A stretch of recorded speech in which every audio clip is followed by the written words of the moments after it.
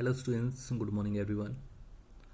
तो जो food intolerance का हमारा टॉपिक है उसके अंदर जो नेक्स्ट मिनी टॉपिक हमारा आ रहा है कि हम फूड इंटॉलरेंस को डायग्नोज कैसे करेंगे, उसका डायग्नोसिस कैसा होगा, तो उसके बारे में स्टडी कर रहे हैं। So diagnosis of food intolerance can include hydrogen based testing for lactose intolerance and fructose malabsorption, personally supervised elimination diets and Alyssa.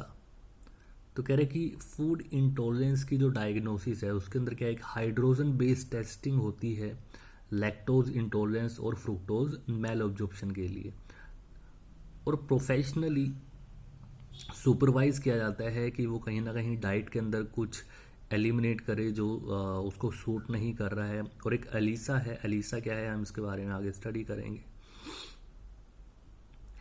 Elimination diets must remove all poorly tolerated foods और all foods containing offending compounds.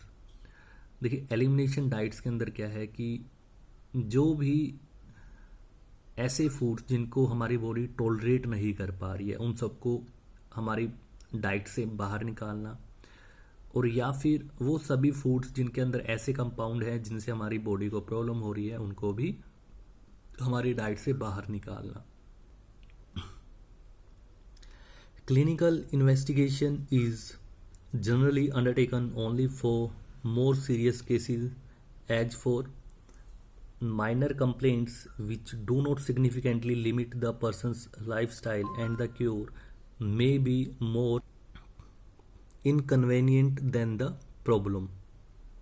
क्या कह रहे हैं कि जो clinical investigation है generally हम उसको तब लेते हैं जब कहीं ना कहीं जो प्रॉब्लम है वो बहुत ज़्यादा सीरियस है, मतलब जो फूड इंटॉलरेंस का केस है वो बहुत ज़्यादा सीरियस है। और क्योंकि माइनर कंप्लेंट के लिए हम किसी पर्सन के लाइफस्टाइल को लिमिट करने की कोशिश नहीं करते हैं कि उसको अपनी फूड के अंदर एलिमिनेशन करनी पड़ेगी, ऐसा कुछ नहीं करते हैं। और जो क्योर है जिससे वो ठीक हो जाएगा वो प्रॉब्लम से मतलब जो उसको प्रॉब्लम हो रही है उसके मुकाबले कहीं ना कहीं ज़्यादा इनकन्वीनियंट होता है, अलग होता है। Today there are many methods available. तो कह रहा है कि आज के टाइम पे इन प्रॉब्लम्स को टेस्ट करने के लिए और दूर करने के लिए बहुत से मेथड्स हैं जो अवेलेबल हैं, सच एज साइटोटॉक्सिक टेस्टिंग। एक तो है हमारा साइटोटॉक्सिक टेस्टिंग है, दूसरा एमआरटी टेस्टिंग है, फिर अलीसा टेस्टिंग है, फिर माइक्रो एरेड अलीसा टेस्टिंग है, और लास्ट में है अलीसा और एसीटी। तो ऐसे बहुत सारे मेथड्स अवेलेबल हैं हमारा जिनके द्वारा हम कहीं ना कहीं जो फूड इंटॉलरेंस है उसको कहीं ना कहीं टेस्टिंग कर सकते हैं उसकी, और उसको क्योर कर सकते हैं। Now treatment for food intolerance. Food intolerance के ट्रीटमेंट के लिए हम कैसे करेंगे, देखिए, your doctor can find out if you have an allergy or intolerance. जो आपका डॉक्टर है वो पता लगा लेता है कि अगर आपको कोई एलर्जी हो या फिर इंटॉलरेंस हो फूड से। दीज थिंग्स मे हेल्प, और उससे क्या होगा, वो आपकी सहायता करेंगी। Stop eating some foods to help you to figure out which one is causing symptoms. तो वो फूड जो कहीं ना कहीं आपको प्रॉब्लम कर रहा है आप उसको पहचान पाएंगे और कहीं ना कहीं उसको खाना बंद कर देंगे। Keep a diary of the foods you eat and the symptoms you have. एक डायरी हम लगाएंगे जिसके अंदर जो हम फूड खा रहे हैं उसके बारे में डिटेल से वहाँ लिखेंगे, और उसके बाद हमें क्या महसूस हो रहा है, कैसे सिम्टम्स हैं हमारे, वो भी उसके अंदर हम अच्छे से लिख कर हम रख सकते हैं, ताकि हमें पता चले कि हाँ किस फूड को खाने से हमें क्या प्रॉब्लम हुई है। Have allergy test done. एक फूड एलर्जी टेस्ट होता है जिसको हम कहीं ना कहीं करवा सकते हैं।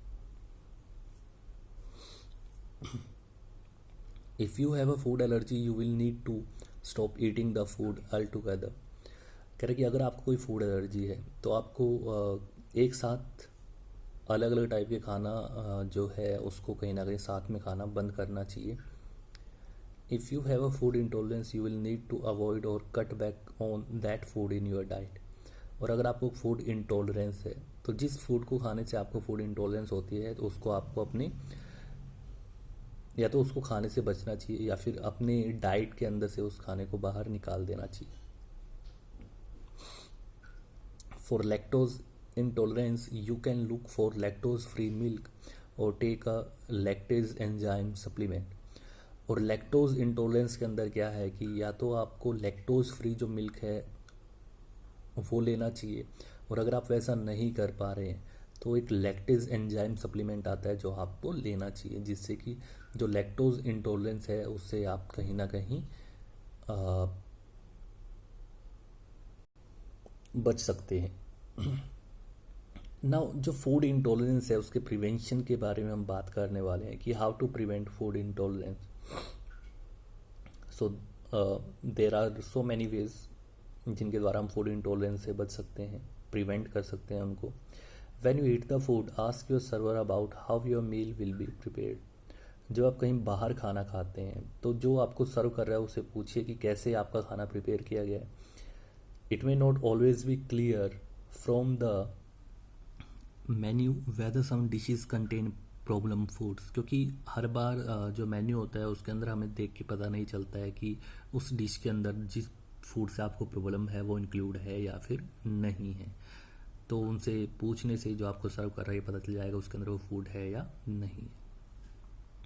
Second, learn which food and how much quantity of that food cause you to have symptoms. तो ये समझिए कि कौन सा फूड और कितनी क्वांटिटी में उस फूड को लेने से आपको जो सिम्टम्स हैं फूड इंटॉलरेंस के वो आ रहे हैं या फिर आपको प्रॉब्लम हो रही है, इस चीज़ के बारे में आपको जानना चाहिए। Either avoid the food or only have as much as you can without triggering symptoms। तो या तो उस फूड को बंद ही कर दीजिए लेना या फिर सिर्फ इतना ही लीजिए जिससे कि वो जो सिम्टम्स हैं फूड इंटॉलरेंस के वो ना आए।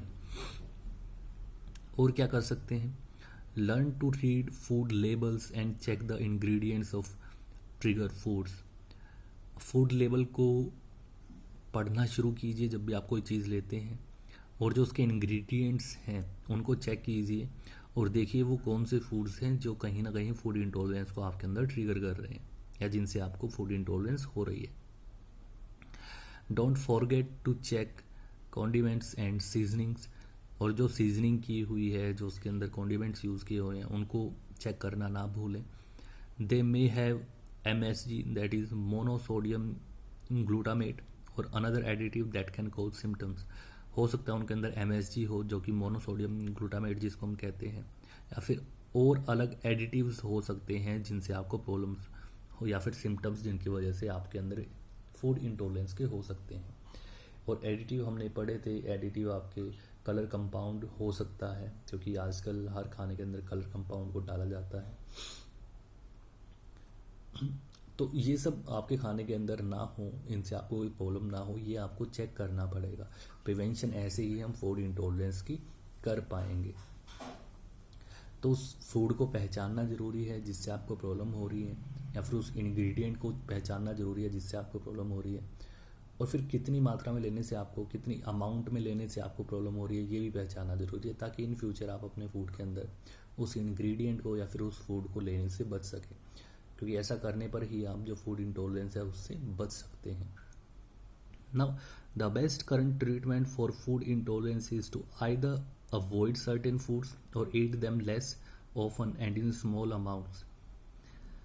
कह रहे कि आज के टाइम पे जो बेस्ट ट्रीटमेंट है फूड इंटॉलरेंस के लिए वो क्या है, या तो वो जो सर्टेन फूड्स हैं जिनसे आपको प्रॉब्लम हो रही हैं उनको कम्प्लीटली अवॉइड कर देना, उनको फिर मतलब आप अपने खाने के अंदर ले ही ना, या फिर उनको बहुत कम मात्रा में खाएं जिससे कि आपको कहीं ना कहीं जो इंटॉलरेंस है, फूड इंटॉलरेंस है, वो ना हो।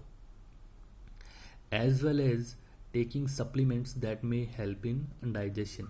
पर इसके साथ ही साथ आपको वो सप्लीमेंट्स या फिर वो चीज़ें भी लेनी चाहिए जो कहीं ना कहीं आपके डाइजेशन को अच्छा कर रही हैं, क्योंकि देखिए फूड इंटॉलरेंस की मेन वजह यही है कि कहीं ना कहीं जो आपका डाइजेशन सिस्टम है वो इतना अच्छा नहीं है कि वो उन चीज़ों को डाइजेस्ट नहीं कर पा रहा है। जिनसे आपको फिर वही चीज़ें, आपको फूड इंटॉलरेंस, फूड की जो प्रॉब्लम है वो आपको कहीं ना कहीं हो रही हैं।